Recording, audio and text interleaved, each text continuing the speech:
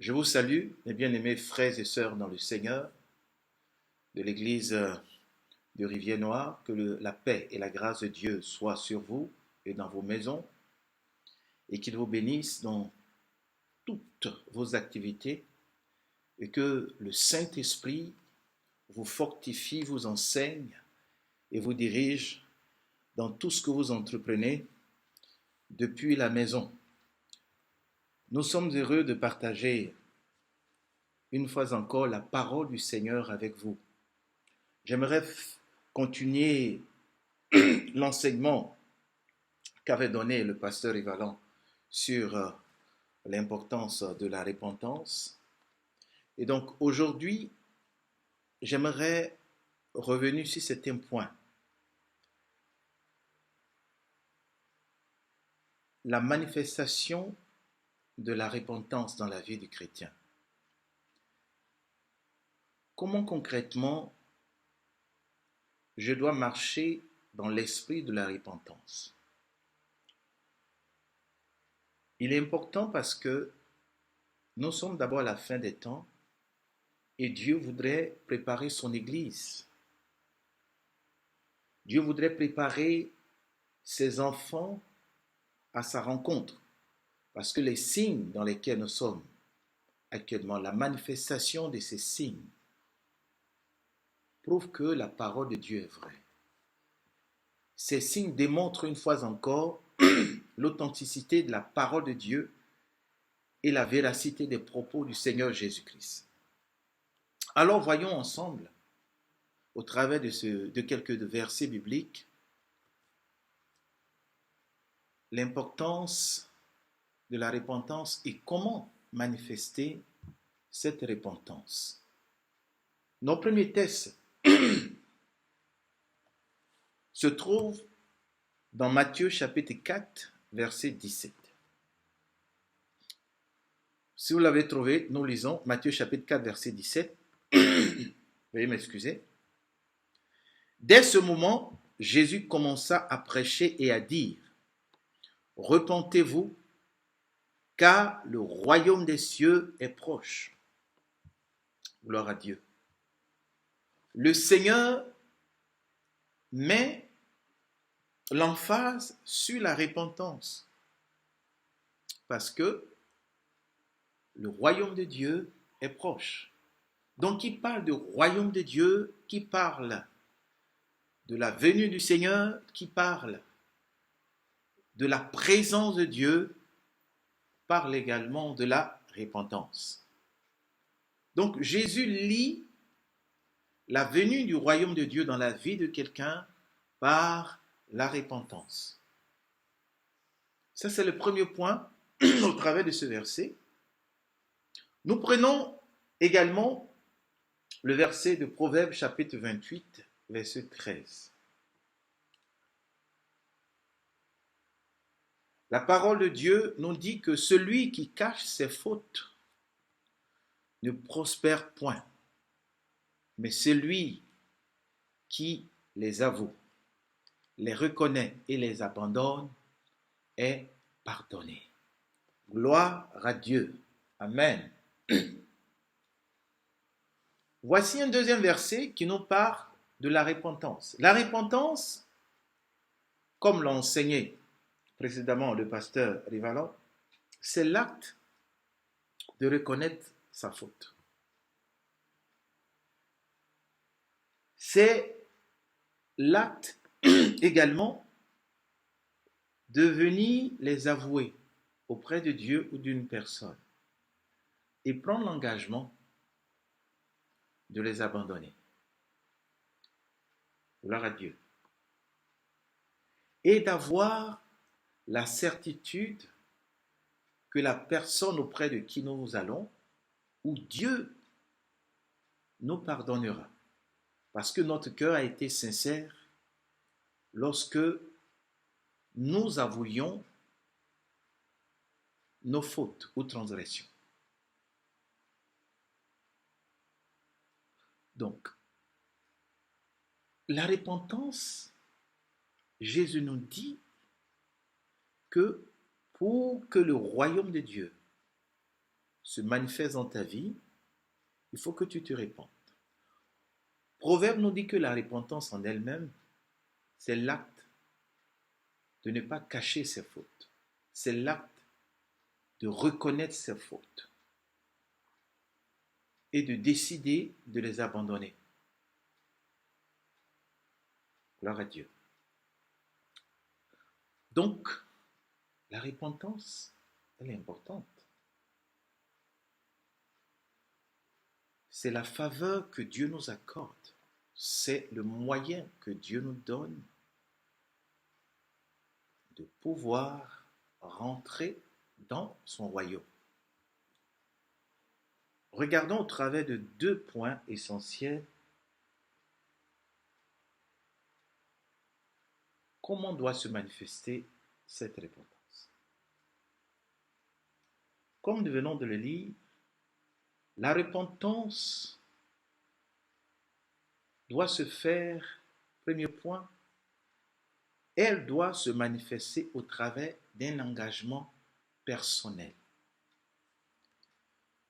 Personne ne doit vous forcer à vous repentir. Mais vous-même,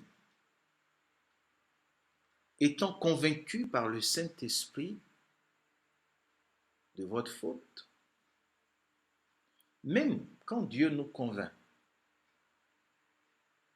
mais ne nous force pas. Comment nous le savons? La parole de Dieu nous dit que Satan et les démons ont péché. Sont-ils conscients qu'ils ont péché? Si, ils savent. Mais ils continuent de se rebeller à Dieu. C'est pourquoi il n'y a pas de pardon pour eux. Parce que dans le cœur, quoi qu'ils aient fait, ce qui est mauvais, la Bible déclare que depuis le commencement, Satan pêche. Il est le père du mensonge, le mal est dans son cœur. Il décide de combattre Dieu. Donc, il n'a pas en lui l'initiative de venir demander pardon. Donc, la repentance commence par ce acte personnel, réfléchi,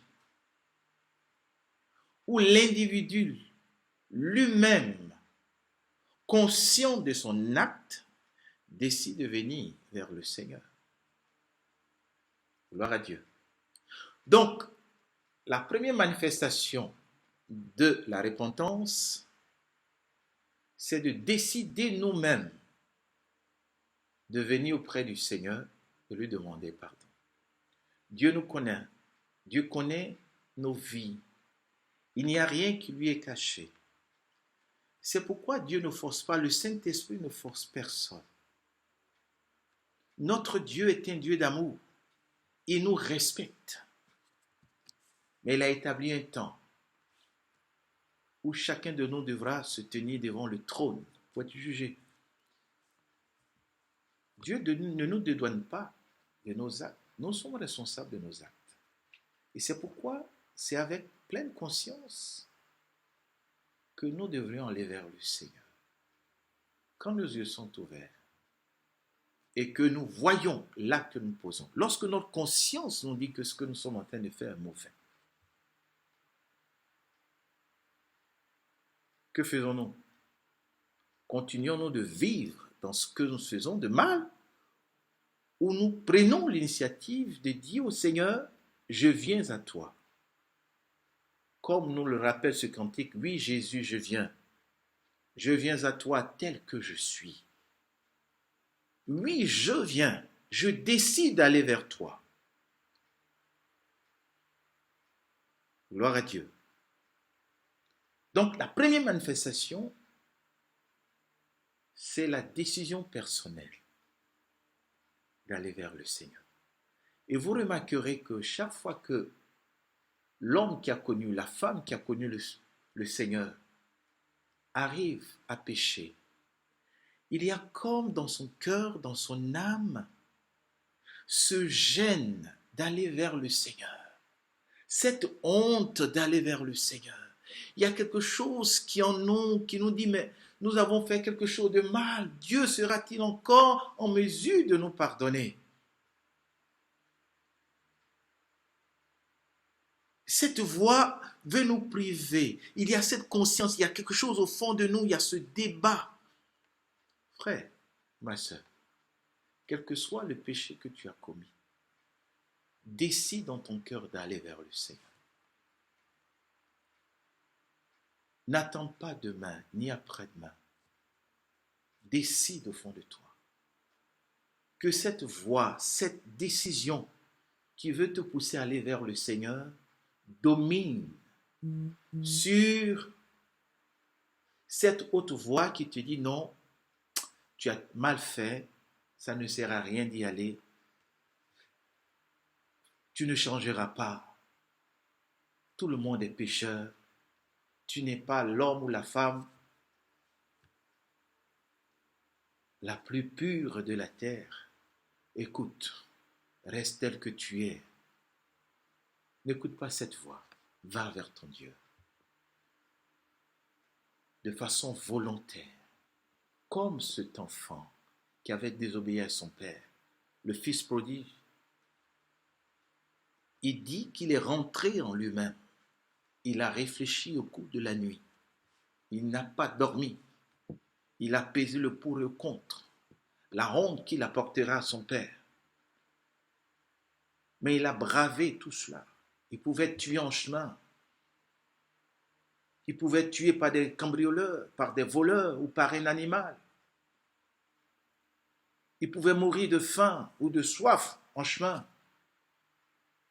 Il a pesé tout cela. Mais il y avait cette petite voix qui lui dit, vas-y, vas-y, décide-toi. Il se leva.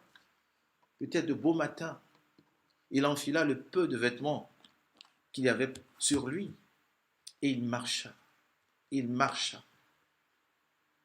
Il espéra au cours de la route, au cours du chemin, chaque minute, chaque seconde.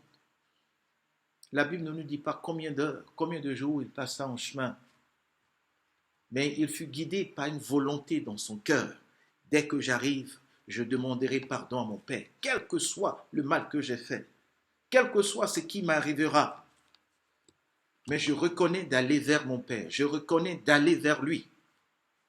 C'est pourquoi la repentance est importante. Cette décision ferme d'aller vers Dieu, quel que soit ce que tu as commis, quelles que soient les conséquences de cet acte, va vers Dieu, demande-lui pardon, répands-toi, répands-toi, décide, lève-toi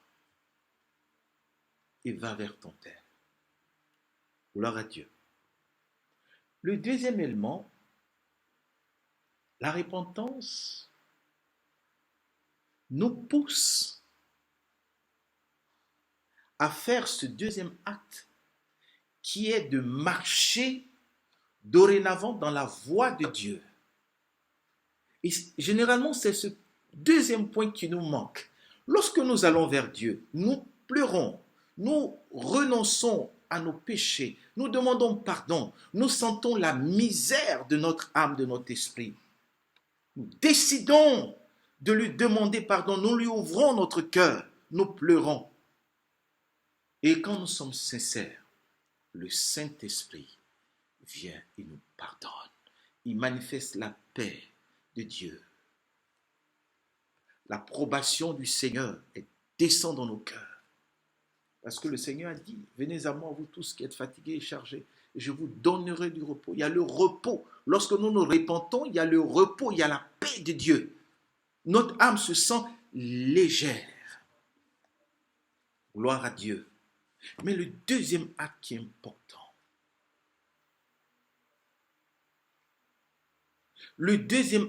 important, se trouve dans le livre de Romains chapitre 12.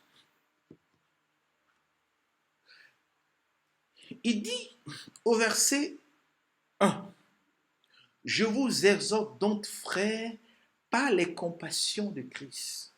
Je ne vous force pas, je vous exhorte. » Une fois encore, Dieu ne force personne. Il nous exhorte à nous de prendre la décision.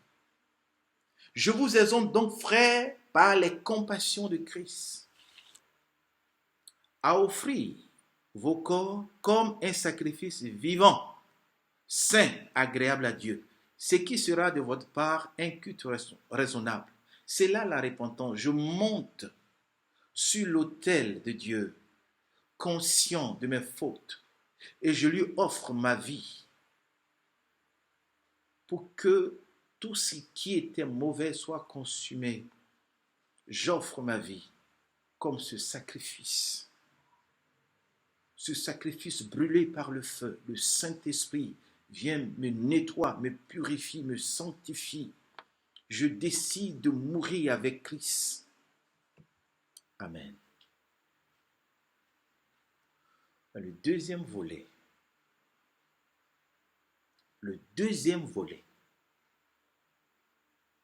c'est ce qui suit. Le deuxième volet, c'est de marcher. Tu as confessé, tu t'es repenti. La deuxième partie de la repentance, avant de dire ton amen et de sortir de la présence de Dieu au moment de cette prière, c'est de prendre l'engagement au fond de toi, de marcher avec lui. Pourquoi tu as péché? Pourquoi tu t'es éloigné de lui? Parce que à un certain moment, tu ne t'es pas rendu compte de façon volontaire ou involontaire, tu as décidé d'arrêter de marcher avec lui. Et donc voici ce qu'il nous dit. Il dit, verset 2, ne vous conformez pas. C'est une décision continue. Ne vous conformez pas au siècle présent, mais soyez transformés par le renouvellement de l'intelligence. Pourquoi?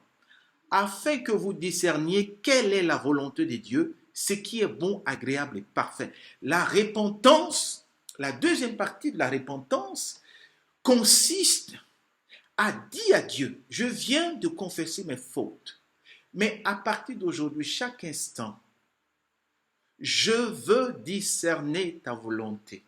Je veux marcher dans ta volonté.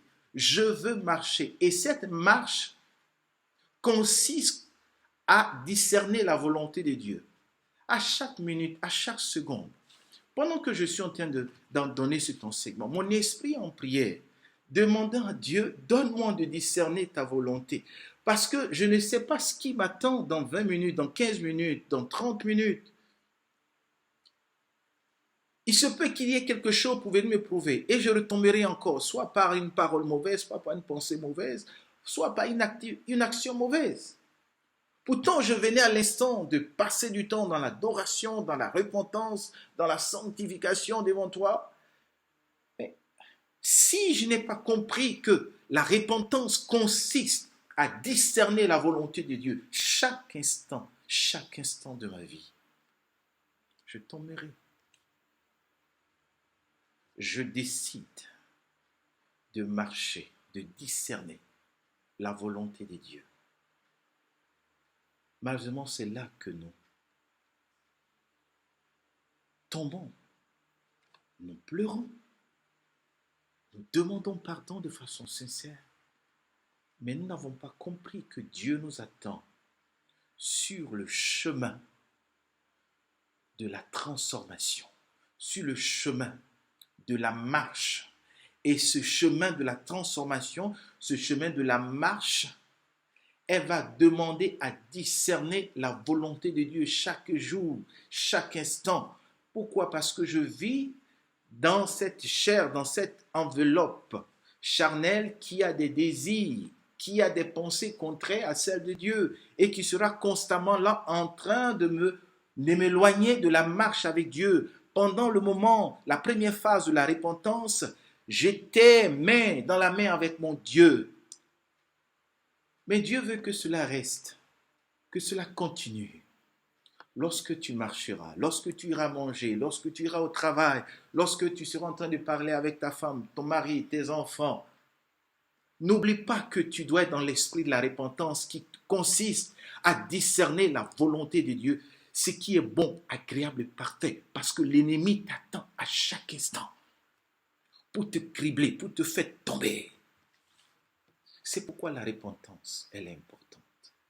Elle est profonde. Elle ne consiste pas seulement à reconnaître cette transgression, mais elle consiste à les abandonner. Mais comment je les abandonne?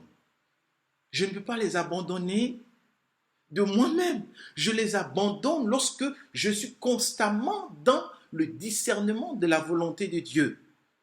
Et dorénavant, lorsque l'ennemi enverra cette chose qui m'a fait tomber, j'aurai discerné la volonté de Dieu. Je comprendrai que ce n'est plus nécessaire d'aller vers cette chose-là. Ce n'est plus nécessaire de penser comme avant. Ce n'est plus nécessaire de me quereller comme avant parce que j'ai reçu la révélation et je continue de demeurer dans cette révélation parce que mon Dieu, il est profond. Et le péché, il est profond également. Le péché est un mystère. Il est puissant, le péché. Mais notre Dieu est plus puissant. C'est pourquoi je dois demeurer dans cet esprit de discernement. C'est cette deuxième partie qui donne le poids à la repentance. Donc quand je viens vers Dieu, je dis Seigneur, pardonne-moi pour mon péché. Mais quand je me lève, Seigneur, donne-moi ton discernement. Quand je marche dans la rue, donne-moi. Je viens d'avouer, Seigneur, il y a un mois j'ai avoué ce péché. Je ne veux plus y retourner. Mais comment je le fais, Seigneur? Je reconnais que je suis un pécheur. J'ai besoin de toi chaque instant, de chaque jour. J'ai besoin de toi. Alléluia. Donc quand vous irez devant le Seigneur pour vous repentir, sachez que la deuxième phase consiste à marcher avec lui, consiste à discerner ce qui est bon, agréable et parfait. En ne vous conformant pas au monde, en décidant, Seigneur, de me livrer à cet exercice de discerner chaque instant. Donc, ayant le regard dans la parole, en marchant par l'Esprit, en écoutant la voix du Saint-Esprit, en étant constamment régénéré par la puissance du Saint-Esprit, je discerne la volonté de Dieu, ce qui est bon et agréable et parfait. Et par là, ma repentance est complète. Je n'ai pas fait qu'avouer mes fautes, mais j'ai décidé de ne plus les toucher. Et c'est à ce prix que Jésus a dit, changez de vie. Oui, le royaume de Dieu, des cieux, est tout près de vous. C'est à ce prix que vous rentrerez, que nous rentrerons dans le royaume de Dieu, là où le péché n'y est pas. Alléluia. En reconnaissant ses fautes et en marchant dans le discernement de l'Esprit, nous avons accompli la repentance et nous sommes pleinement dans le royaume de Dieu. Et nous avons l'assurance de voir le Seigneur. Que le Seigneur vous bénisse. Priez pour moi, je prierai pour vous également, afin que nous soyons solides jusqu'à l'avènement de notre Seigneur. Qu'il bénisse vos familles, qu'il bénisse vos activités. À nous retrouver la prochaine fois. Soyez richement fortifiés par le Saint-Esprit. Au nom de Jésus. Amen.